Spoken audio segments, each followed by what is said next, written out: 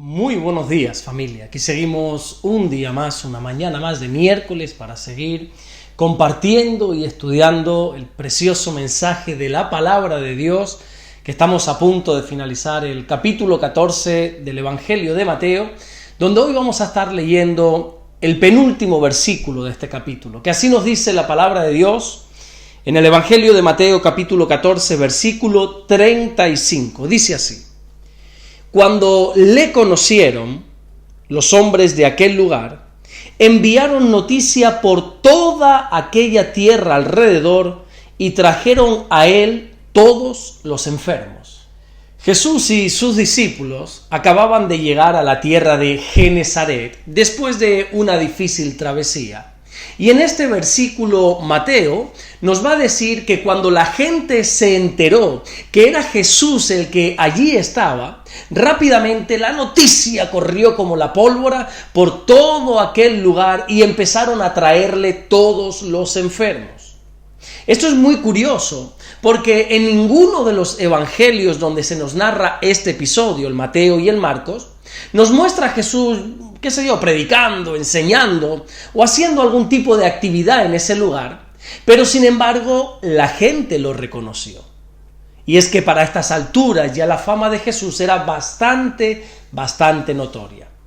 Cuando uno estudia un poco por encima las particularidades de este lugar llamado Genesaret, y digo lugar, porque ni siquiera Genesaret es reconocida como una ciudad, porque es un lugar muy pequeño, se trata de una pequeña llanura que se extiende por unos 4,5 kilómetros más o menos. Ahí te vas a dar cuenta rápidamente que era un lugar sumamente fructífero. Genesaret era muy conocida por su fertilidad y por sus abundantes fuentes de agua. Historiadores como por ejemplo Flavio Josefo hablan de este lugar como un lugar extremadamente fértil. Allí se cultivaban muchísimas variedades de productos agrícolas, como por ejemplo pudieran ser los olivos, las uvas, los higos. Y te digo todo esto porque es muy curioso notar que los habitantes de este lugar tan fértil, en cuanto Jesús llegó a su terreno, le reconocieron rápidamente. Y es que tenemos que saber que aquellos que conocen a Jesús darán fruto en su vida. Serán fértiles en todo lo que hagan.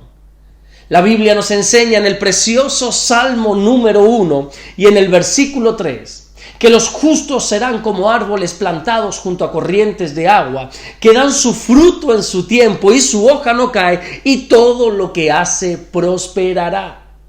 Aquellos que tienen una relación con Jesús darán fruto. De hecho, Jesús mismo dijo en el Evangelio de Juan, en el capítulo 15 y en el versículo 5, que el que permanece en él llevará mucho fruto, pero que sin embargo, separados de Jesús, nada podemos hacer. Nuestro fruto en la vida está íntimamente relacionado a nuestra relación con el Señor. Cuanta más intimidad tenemos con Jesús, más fructíferos seremos en nuestra vida. En este capítulo 15 que te acabo de mencionar, de ahí del Evangelio de Juan, se nos muestra a Jesús como una vid y a cada uno de nosotros como pámpanos, como esa rama que sale de la vid cargada de uvas. Y mientras nosotros estemos conectados a la vid, a la planta, tendremos vida y podremos dar fruto. Pero en cuanto nosotros queramos ser arrancados, en cuanto nosotros nos desconectemos del Señor, nuestra vida se seca. Por eso Jesús aclara que separados de Él, nada podemos hacer. Una vida separada de Jesús, una vida que no tiene intimidad con Dios, es una vida seca, una vida vacía. Y esta realidad, aquellos que por algún tiempo vivimos separados de Dios, lo sabemos perfectamente. Por eso el salmista dijo en el Salmo 73 y en el versículo 28 que en cuanto a nosotros el acercarnos a Dios nos hace bien. Escucha esto atentamente.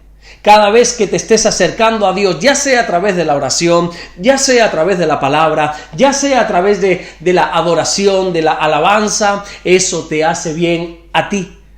Porque Dios sigue siendo el mismo con o sin nosotros.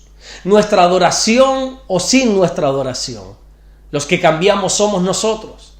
A los que le hace bien acercarse al Señor es a nosotros. No es casualidad que un lugar que reconoció enseguida al Señor fuera un lugar tan fértil, un lugar tan hermoso. Por otra parte, Genesaret no solamente conocía a Jesús, sino que tenían otras cualidades que me gustaría resaltarte rápidamente en esta mañana. Ellos vivían en comunidad. En Genesaret no reinaba el egoísmo. En Genesaret no reinaba el individualismo, sino que todos miraban los unos por los otros.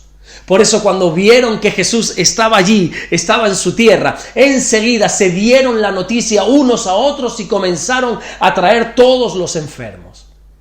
Así deberíamos de vivir todas las personas, preocupándonos los unos por los otros.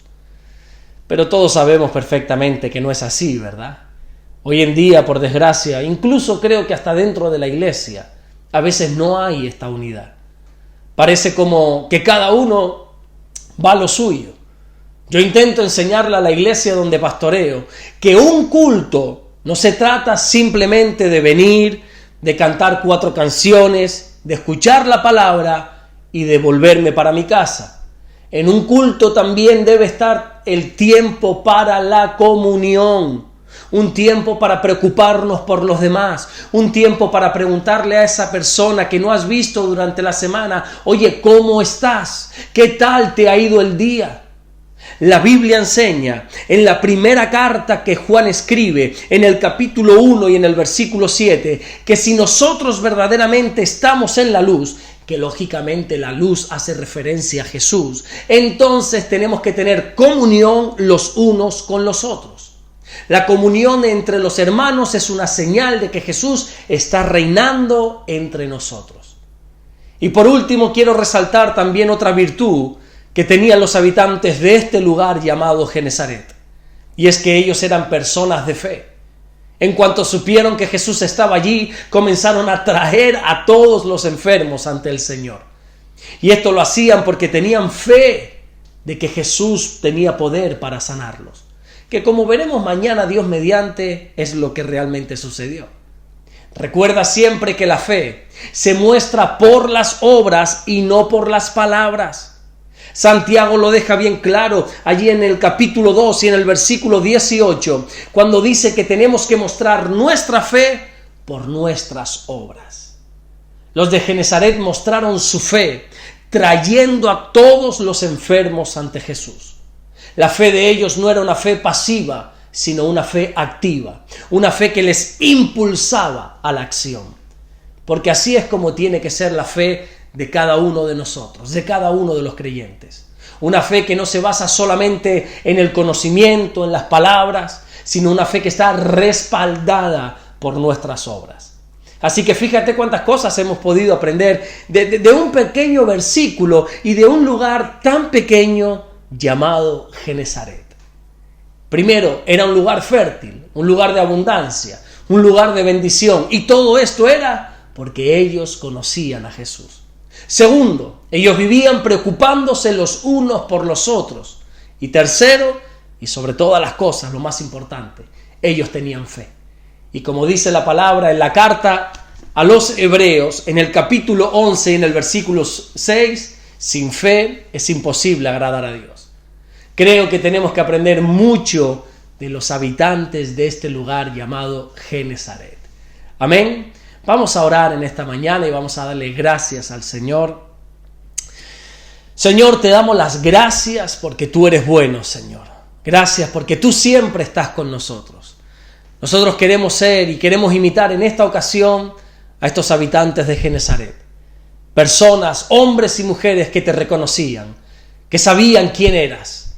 Personas que tenían comunión los unos con los otros y se preocupaban los unos de los otros, y personas llenas de fe. Señor, ayúdanos a conocerte, ayúdanos a tener fe y ayúdanos a cuidar de la comunión los unos con los otros. Gracias, mi Dios, por este día donde pedimos que tú nos bendigas, donde pedimos que tú pongas tu mano sobre nosotros y que tu presencia esté siempre en medio de nosotros. Gracias por todo lo que estás haciendo y gracias por todo lo que vas a hacer, en el nombre bendito de Jesús. Amén y amén.